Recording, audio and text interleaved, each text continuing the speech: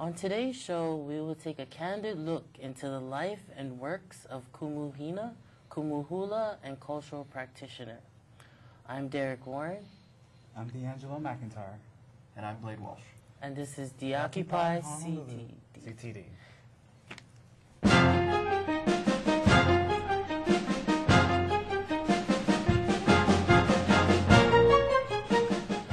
So, I first want to introduce the 1-minute news for today. Bill 2435 was heard yesterday. Our Committee on Agriculture, Rep. Jessica W. I'm sorry, I didn't get the last name. What did Jessica say? She actually reintroduced this bill, Jessica Woolley, thank you, that reinstates GMO labeling. So it kind of guts the bill that was heard January of this year, and it would take effect July 1st, 2015, if it does pass. GMO foods sold in Hawaii, I feel, don't need to be labeled. They just don't have a place here. I'm particularly offended by the GMO kalo and the amount of GMO corn that's being processed and sold and grown here. Last note, Cheerios is making plain Cheerios non-GMO. Yay. But they're having a hard time jumping on that train as far as non-GMO foods because breakfast cereal is not a commodity so much now. It's not doing well in the economy. Well, so in the news I heard lately that you probably didn't know, penis in Seattle, you better believe it. So apparently in Seattle, the news team, a local Fox News team, was covering a plane crash by the Space Needle. When they scrolled down on one of their Twitter feeds from one of their staff, there was a big old huge Johnson. And it flashed on the screen rather quick and then was taken down. The news team apologized vehemently for the mishap. It was very funny, I believe. And they made sure to take the steps to ensure that that won't happen again. Other than that, around last week, the Hawaiian Islands were placed under an El Nino watch. And this means that there's an area of warm water that's going to be surrounding the islands for most of hurricane season. And as it turns out, Hurricane Iniki and Eva, 1982, and Iniki 1992 occurred during El Nino seasons. So that heightens our chance for having a hurricane this year, especially during the summer months, when hurricane season starts in June and ends in November. Thanks. So for a more global view of things going on, last Monday, a march was held by the Zaito Kukai in Japan, which translates to, roughly, Citizens Against Special Privileges of Koreans. About 100 demonstrators dressed in military-style regalia, waving around flags of the rising sun, were met and outnumbered 3-1 by anti-racist demonstrators, holding signs saying, you know, rock fascism, go home racists, stuff of that vibe. And so the march that was called for by the Zaito Kukai was effectively shut down. You can find more about this online. Just Google it. Monday, I believe that was March 14th? Yeah. March 14th, Zaito Kukai. Awesome. Thanks. All right, so let's introduce our guest, Kumu Hina, candidate for OHA trustee, Kumu Hula at Halau Lokahi, and you have a film coming out. Yes, I do. Do you want to touch on that first? Yes. First of all, mahalo anui ko kako hui ana ke ia. I ke ia ahia hinei, mahalo no ko oko leo kono mea ue le mai, ka anaku, kuka aku no i kako, e piliana no nea mo mea koi koi. I'm very appreciative and very very honored that you would have me on your show. So thank you for allowing me to be here. To share with our viewer audience about the film that is coming up. It is called the Kumu Hina Film Project, and it speaks to my work at Halaulukahi Public Charter School and my work with grades kindergarten to 12th grade.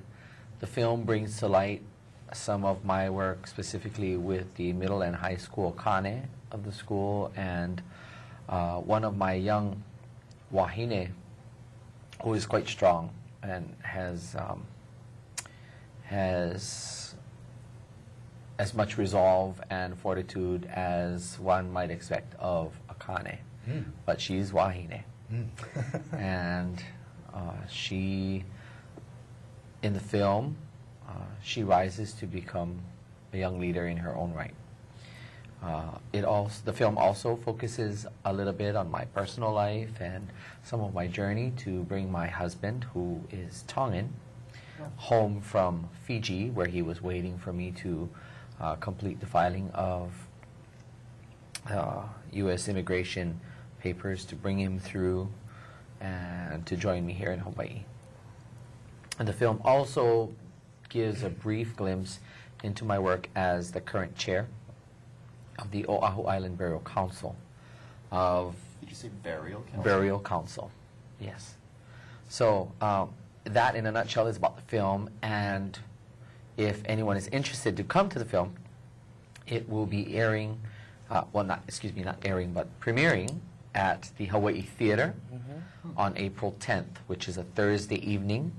It starts at 7 p.m. Tickets are still available through the Hawaii International Film Festival as well as the Hawaii Theater site. So that's what I can share. All right. Awesome. Yeah. I look forward to Mahalo. that. So this Yes. is like a documentary style film. Yes, this is a documentary style film, and Was it filmed throughout, like you and your, I suppose, teammates' work there, or?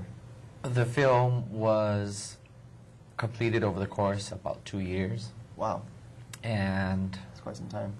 yes, so I was a little slimmer at the beginning of the film. What was it like working with Dean Hammer and Joe Wilson?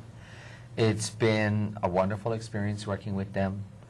They are definitely aware of how I feel and how I think. They are,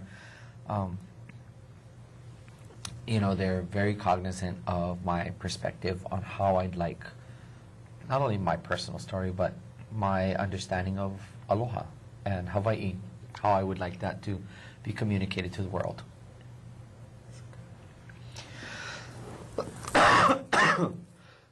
I'm so sorry. You okay? So- Should have had a glass of water here. I know, right? I forgot it in Something the car. going We'll on. work on it for next season. Once we have a budget. I know, right? So, what are some strong points in the film that you wanted to bring up to kind of give us a glimpse of the film before the viewing? You know, what scenes stood out in your mind that were hard to film? Oh, that's a good question. I wouldn't necessarily say that there were scenes difficult to film. It's just how willing was I to be vulnerable to the eyes and lens of a camera. I think we can all relate to that. Yes, excuse me. Really, I had to take myself out of the mode of perhaps my grandparents' time and move myself up to the present, where I know if I have a message to bring to the people, that I have to be willing to let the eyes of the camera follow me. And that way people get a different sense of that impact. And, that way the message can ring clearer through my action. experience. Yes, through action. So, really, when I watch the film, I reflect on the moments that were rendered. I reflect on the challenges that some I have moved past, Some I might still endure. But when we look at our lives, that's what life is like, and that's, for many of us, the reality. Life is, I think, life should always be about learning. Life should always be about overcoming that next obstacle or that next challenge.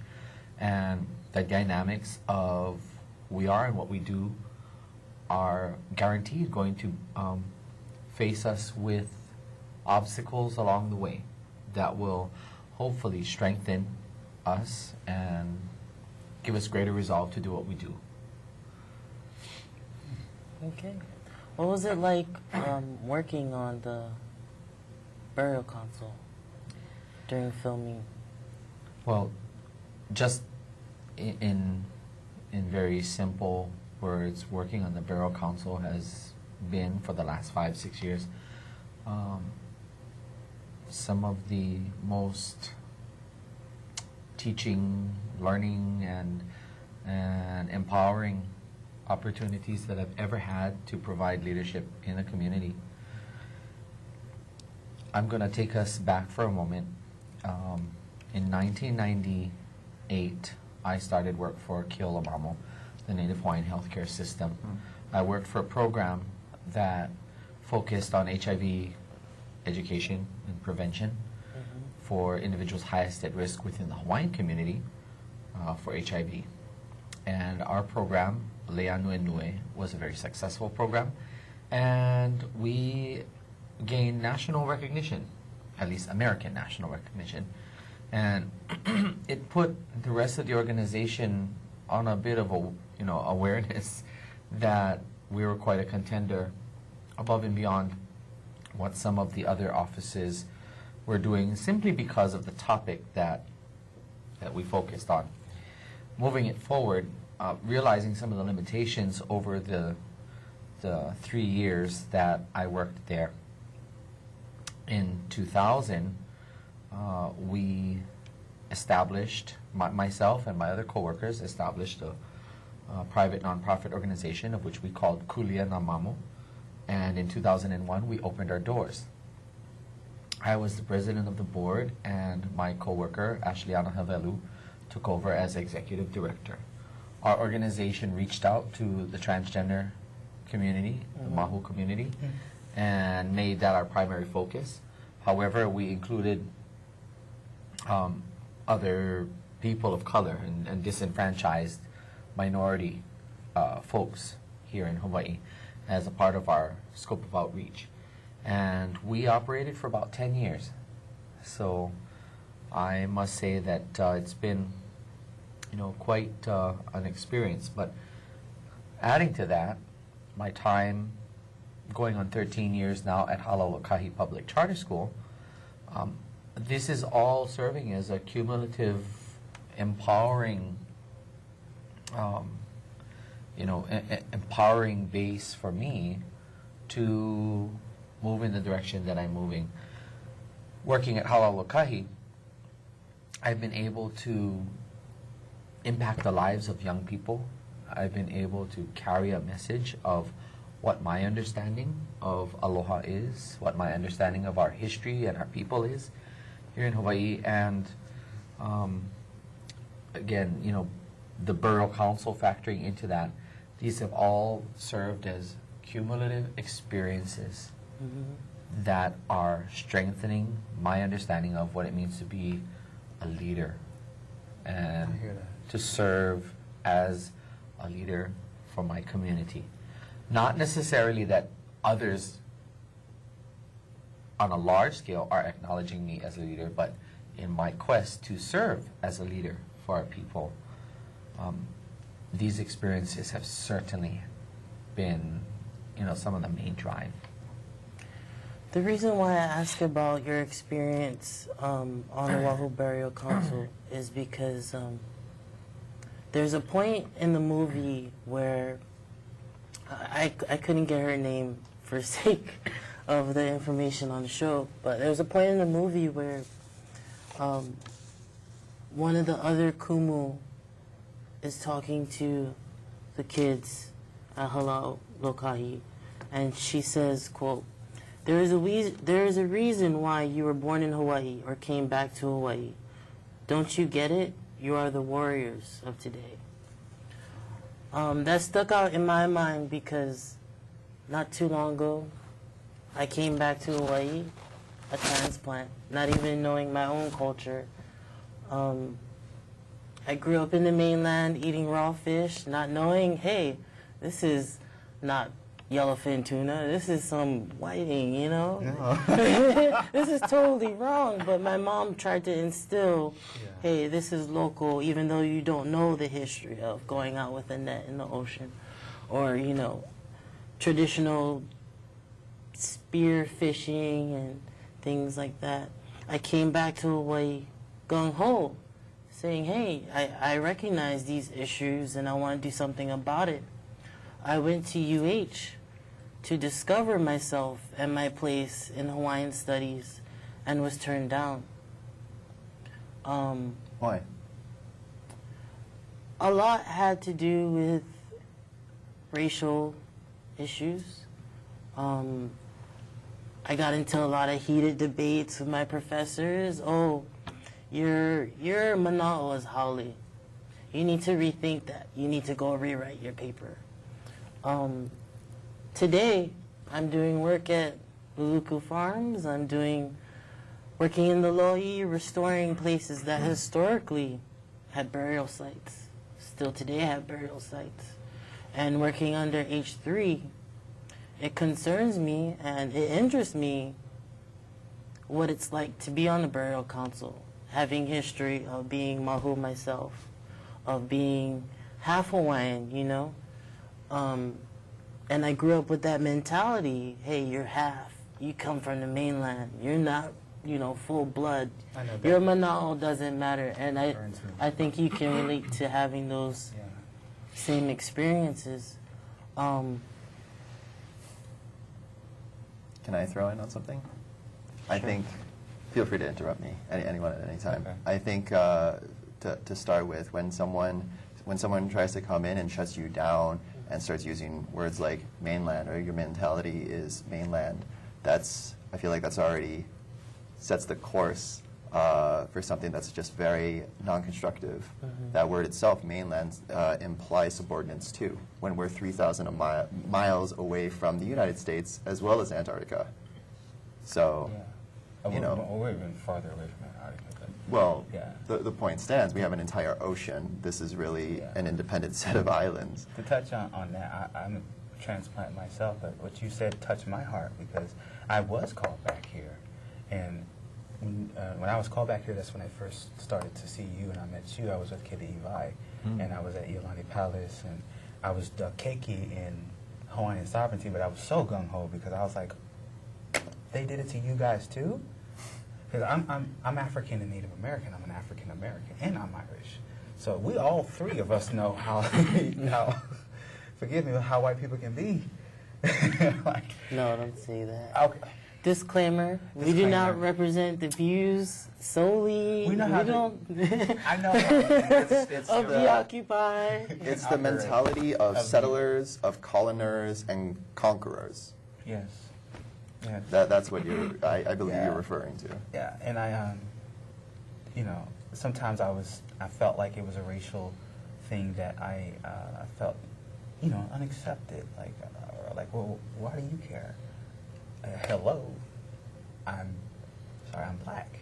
Like, I think it's like my kuleana too care, because we all had to deal with this government and the things that they do to us, and so we know. Like, I know. You share an affinity. Yeah, I share. Going back to your experience on the Oahu Burial Council, how was that experience as far as? Because every interview I've seen of you, every article mentions Mahu, and I think the focus on that so much distracts from the issue at hand, especially with your candidacy at OHA. I feel like this documentary was long overdue, and I'm excited for it because Mana magazine has an article, the front page, the person representing Mahu I has saw half that, yeah. makeup and half not. And when I read the article, I was upset because it did not mention us as people that work, people that keep homes together, people that take care of our grandparents and represent social issues that matter to everybody. I want you to share more about your experience on the Borough Council. Perhaps to better guide our sharing and our discussion for tonight, it's not so much my experience in the Borough Council, but more, you touched upon it earlier, and if we might migrate for a moment to the Mana Magazine article that was shared with our community. And I thought that it was quite a bold step to put a proper Hawaiian term out there for public consumption. Number one, the historic understanding of Mahu in the oldest of Hawaiian dictionaries recorded in the Andrews Dictionary says that, one, it is a male who assimilates his manner or dress to that of a female, and then that it is also the physical hermaphrodite, and that refers to someone's physical status where genitalia is nondescript or showing tendency for both, and that's the physical hermaphrodite. Subsequent versions of Hawaiian dictionaries will put a different slant on it, but taken back to this understanding of what is Mahu, obviously it must have been recorded by a male because there's no indicator that there's a female cognate, to this. A counterpart. A counterpart. And I simply now am someone who, at least with the wherewithal I have in Hawaiian culture and language, I will use Mahu to apply to both a biological male and or female that is migrating or migrated, somewhere onto the other side. That gender binary, however, when we think about traditional Hawaii and native cultures around the world, it's only through the imposition of outside influence that we really see this move to shape how we dress and act and behave to be Gender roles. Yes, to be so distinct and separate. Anyway, I have a vision for Hawaii, and I have been empowered to bring it at least to partial light through my work on the Borough Council. My vision for Hawaii is a Hawaii that is empowered by and for the native people of these islands, but very cognizant and very acknowledging and recognizing of all the other ethnicities that come to Hawaii and are potential contributors to the health and vitality of these islands. But again, everything's, got to have the greatest potential to be grounded in the culture that thrived here for centuries prior to the coming of foreigners.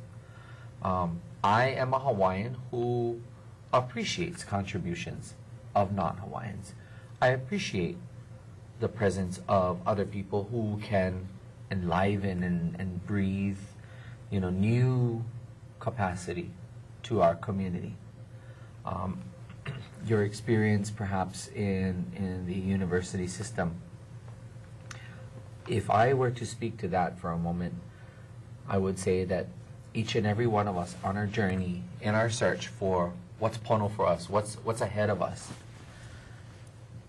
if I were your instructor, I would simply say, try considering this. Look at something this way. If you haven't thought about it in this way, let me guide you. And I think that educating our people and our people being enlightened on different things and different understandings makes us a richer place and a richer people. So, Burial Council back to your question, my experience in the Borough Council has been wonderful thus far. Borough Council is quite a lively and wild place, and at a recent meeting we had a rumble between some of the parties, but that is not uncharacteristic and uncommon in situations where Hawaiians do not agree, and It happens. it happens. So speaking of your vision for Hawaii, you are running for trustee at large at OHA, yeah? Yes, I am. So what do you plan to accomplish if you get that seat, which I actually hope you do? Thank you. I would like to continue advocating for Hawaii to be in the know, for Hawaii to have every ample opportunity, every access way to learning about the political future and what options are best for Hawaii's political future. Perhaps the larger community and the larger viewing audience doesn't necessarily know enough about what do Hawaiians get uppity about when Hawaiians are talking about our political future. Well, this involves every last person who comes to Hawaii shores. This involves Asian, Caucasian, and every other persuasion, African American, Middle East, Southeast Asia, you name it. People who live here, people who work here, people who make a business here. I envision a Hawaii that is a place where our native people feel confident about ourselves and our ability to live and breathe our culture so that others can feel welcome into it, rather than it being an exclusive vacuum. It sounds like you're talking about inclusivity, people Yes. cooperating, collaborating together. Yes. It sounds very much like a grassroots initiative. I want to participate Yes. because I ain't trying to go back to the mainland. It snows. What are resources or ways for the community to get involved with itself? Yes. What are resources? Yes, I'm asking. Can you guide me a little bit more on that question? Like, is there a website with free to access information that people can use? Are there books that you would recommend? You've recommended a film already. Is there a meeting place for people to go to? Is there an event coming up? By and before the Hawaiian community? Sadly, no. I see. There isn't necessarily a community gathering place where at any given day and given time you can drop in, you can learn more about the issues, more about the facts. And these are initiatives, obviously, to be discussed at another table, Yes. about how is it that in OHA's effort to empower the Hawaiian community, how is it that this can serve I'm the sorry. larger community? I have to stop you there. That's all the time that we have for today, but I want to thank our viewers for tuning in, and thank you, Kumu Hina, Thank for you. coming on our This show. was great. Yes, it's an honor to have you. Yes. Hello, thank you. I'm Derek Warren, I'm D'Angelo McIntyre. I'm Blade Walsh. and this is Deoccupy Honolulu CTD. CTD.